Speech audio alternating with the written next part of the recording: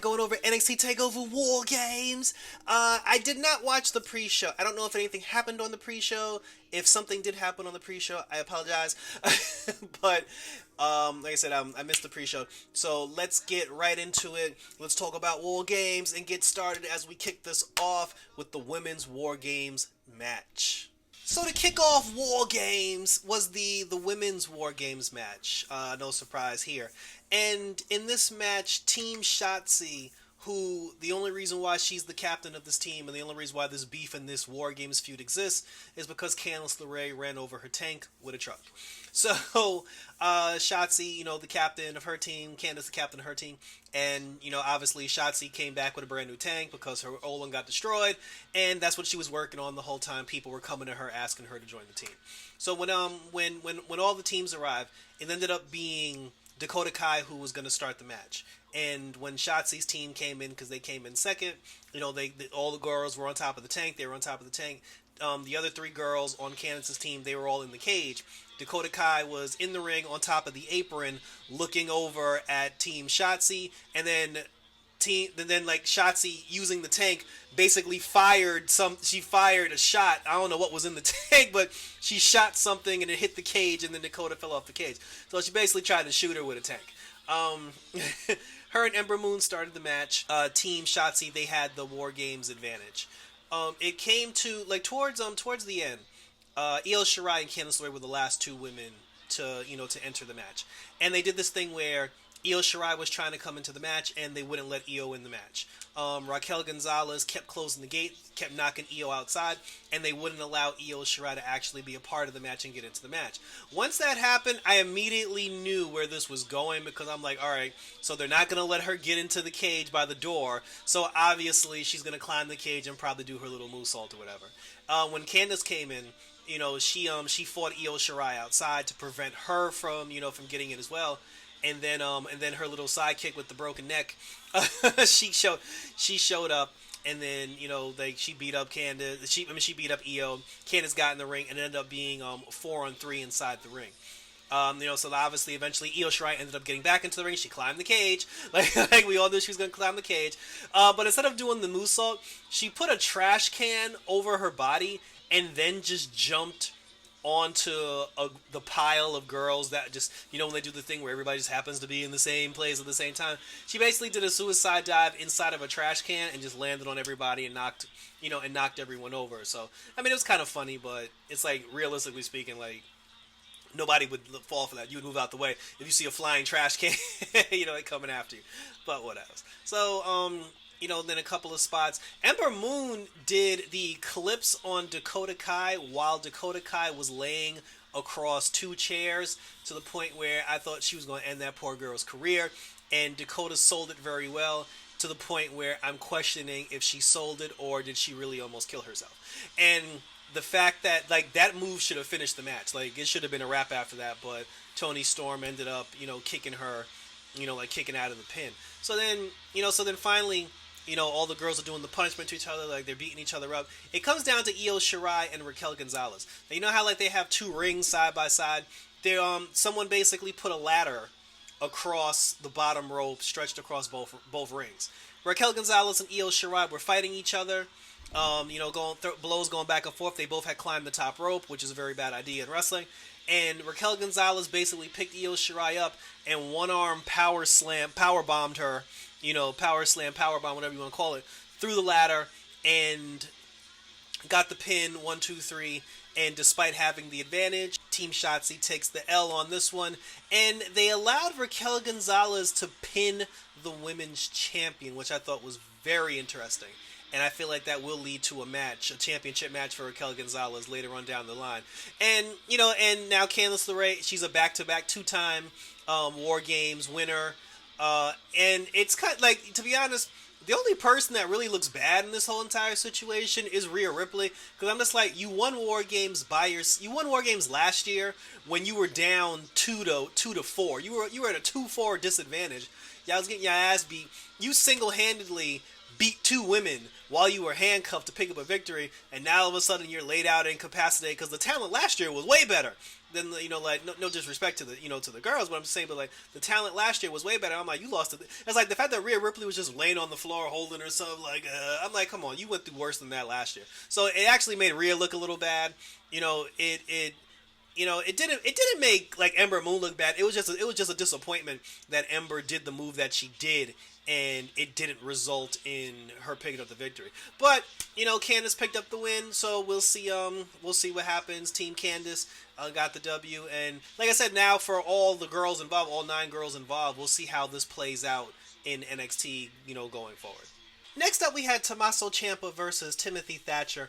And the weird thing about this match for me is they've made Timothy Thatcher not look the greatest in the last couple of weeks with the whole situation with his Thatch cam, with his students and everything, and him running from Ciampa, not wanting to fight. They kind of made him look a little weak, made him look like a coward to an extent, or like somebody that plays the role of a tough guy, but who actually isn't a tough guy. But he proved me wrong because in this match, he proved that he is a tough SOB.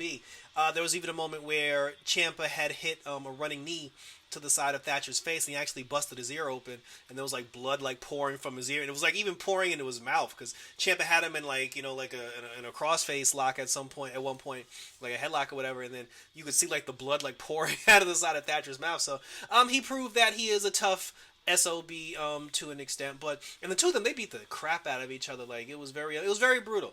And it's nice to see moves, wrestling matches like that every once in a while, because everything can't be flips and cartwheels and everything. It's nice to have the aerial stuff, the regular ground wrestling, but it's also cool to see 2 guys get in the ring and beat the shit out of each other. And, and that's basically what happened here. And like in the end, Ciampa caught him, when he does the DDT through the ropes. He hit the DDT through the ropes, and Ciampa picked up the victory over Thatcher, which is good for Ciampa because he finally picked up a quality win, because Ciampa could use a quality win, and I'm glad he got that win here against Timothy Thatcher. So I guess Ciampa will move on to somebody else, and we'll see what happens to Timothy Thatcher moving forward. Every pay-per-view special event or what have you, there's always one match where you just don't care. And for me, this match was that match. Cameron Grimes versus Dexter Loomis in a strap match. And again, I was never into this from the beginning. It was just always kind of silly to me. So, I did watch it, but the only thing about the match that actually interested me was the moment where they scared Alicia Taylor out of her chair and had her crouching on the floor in the corner. I thought that was pretty funny. And then they took the chair so she couldn't sit back down. So I was just like, so is someone going to give this woman a chair so she could sit down? But other than that, the match went exactly how you expected it to go. And, in the end, Dexter Loomis, he locked in his chokehold sleeper move. Cameron Grimes actually tried to take the strap off at one point, and I kind of wanted to see him do it, because when I saw him trying to take the strap off, I was interested to see. I was like, well, if you take it off, what are you going to do with it? Are you going to choke him with it? Or, but he didn't get it off in time. He ended up tapping, and Dexter Loomis picked up the victory. So now that hopefully the Cameron Grimes Dexter Loomis situation is over, I'm interested to see what they're going to do for both guys to get them away from each other now, because there's really no reason for them to fight again. Like, this thing should be over. So the next match was for the North American Championship, and there was definitely a lot going on here. Johnny Gargano, Damien Priest, and Leon Ruff for the North American Championship. And watching this match, it showed me that Damien Priest needs to fight for the NXT Heavyweight Championship, and he should be removed from the mid-card North American title picture immediately, because the size difference, like, he didn't fit. He was bigger than everybody, he was stronger than everybody, he was powerful than everybody, and Johnny's actually not a small dude. But like I said, it just seems like, why is this guy even going for the mid card for the mid card title? He should be fighting Finn Balor for the heavyweight championship. They did do one thing I thought that was pretty cool, that every time Leon Ruff tried to do offense to Damien Priest, it didn't work. He tried to clothesline him, Priest didn't feel it. He tried to drop kick him, Priest didn't feel it. Like, all of Leon Ruff's hits and punches and everything, it just didn't affect Damien Priest, because he's a monster, of a man compared to him. There was a moment where Damian Priest gave Leon Ruff the Razor's Edge into the COVID section of of the arena. But he eventually he bounced back. Leon Ruff did this really cool move where Johnny had thrown him into the corner, and then he jumped off the corner and twirled that into it was like a corkscrew stunner, like off the side. So I thought that was actually pretty cool. I enjoyed Leon Ruff actually has some moves, but he either needs to be in the cruiserweight division or stick to fighting Johnny straight up and stop fighting guys like Damian Priest. But in the end, when Damian Priest was basically getting the better of everybody and kicking everyone's ass, these ghost hooded, Halloween, figures started showing up. This time there was like 12 of them. They came out of nowhere. Damian Priest was trying to take them all out as best he can, knocking down, taking out the interference, but then when he was about to get the pin off of Johnny, one of those ghost guys with the mask hit Priest over the head with a lead pipe, and then of course when it was just left to Johnny and Leon Ruff couldn't sustain the offense by himself. He took the DDT off the rope, and then Johnny Gargano is now a 3-time North American champion. So Leon Ruff gets a rematch. Technically speaking, that was Damian Priest's rematch, so Damian Priest should be out of the title picture. And again, I'm okay with that as long as you move him to the heavyweight title picture and let Johnny and Leon Ruff sort this out one more time, to decide who the new champion is. But it was a good match. I definitely enjoyed a good match. And like I said, I want to see Priest, move on from this. But I wouldn't mind seeing one more between Johnny and Leon. And finally was the Men's War Games match. Undisputed Era versus Pat McAfee, Lorcan, and Burch, and Pete Dunne. And this was, it was the opposite of the women's match, whereas the face team for the women ended up getting the advantage. In this situation, McAfee's team ended up getting the advantage, so it belongs to the heels. The match started with Kyle O'Reilly and Pete Dunne, going back to their feud for the, in the ladder match. And, it was a good, the match itself was good. When guys were coming out, obviously, Pat McAfee and Adam Cole were the last two people to enter the ring. There was even moments where, every time somebody from McAfee, whenever the clock hit 0, McAfee was about to walk out the cage, and then somebody from his team was like, "Nah, bro, let us go first." So, the plan was for him to purposely go last. So, but nothing spectacular happened until everybody came out. So when Pat McAfee came into the ring, he brought tables into the ring. He 4 tables into the ring. Each table had the Undisputed logo on it, and it also had the name of each specific member of Undisputed Era. So, foreshadowing that they're going to put all 4 members of the Undisputed Era through a table that has their name on it. The first victim of that was Roderick Strong. They put Roderick Strong through the table that had Roderick Strong's name on it, but they didn't get a chance to do that with the other guys. So then Adam Cole finally comes in, and at this point, the Undisputed Era, they're all laid out in the ring, and then McAfee's team, they're standing in front of the door telling Adam Cole, once you come in here, we're going to jump your ass. So Adam Cole takes a fire extinguisher and shoots all of them with the fire extinguisher, and then he gets in the ring. He had a chair that had the Undisputed logo on it, starts beating everybody up, and then the War Games match actually begins. Bobby Fish, at one point, he put one of them through the table that had his name on it. Pat McAfee went through the table that had Adam Cole's name on it. No, it had O'Reilly's name on it.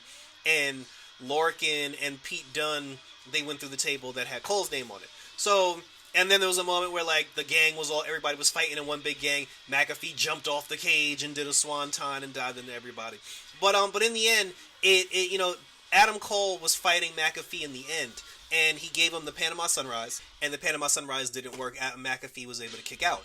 And so then after that, it was back and forth where each member of Undisputed Era was getting a move off, and then Pete Dunne did his finisher to Adam Cole, and you know how when he picks you up, turns you over to face plant you, he did that to Adam Cole on a chair, and Adam Cole's ribs and chest hit the top of the chair, and that looked like it hurt because it looked like Adam Cole got his arm caught under his body, so it was his arm and his body hit. So I saw that the referee ran over to him to check it, to see if he was okay, which he should have because that shit looked like it hurt. But then Lorcan, Burch ended up having a chair over over his face, and Kyle O'Reilly, he came off the top rope with a knee to the with a knee to the chair chair to the face.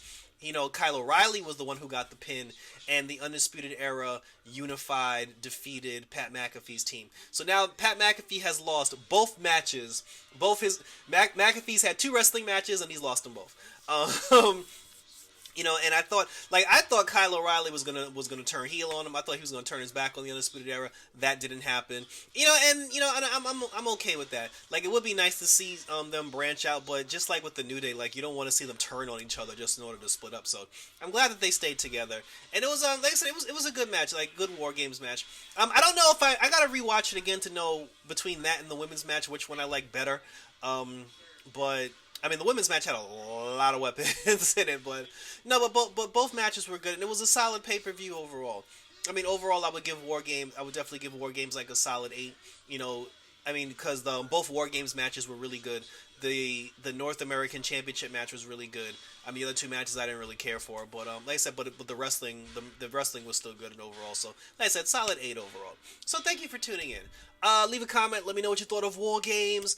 Now that it's over, let me know where you think everything's gonna go with all the different characters from there. Like, who's gonna go into feuds now? Who's gonna beef with who? And we'll talk about it. And see what happens on NXT television coming up on Wednesday.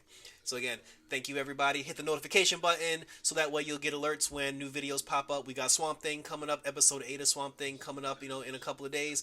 We got 3 more episodes of Swamp Thing until that season's over. Leave a comment, like and/or subscribe to my YouTube channel. Let's get a conversation going. Until next time, for NXT War Games, take care, and I'm out this bitch.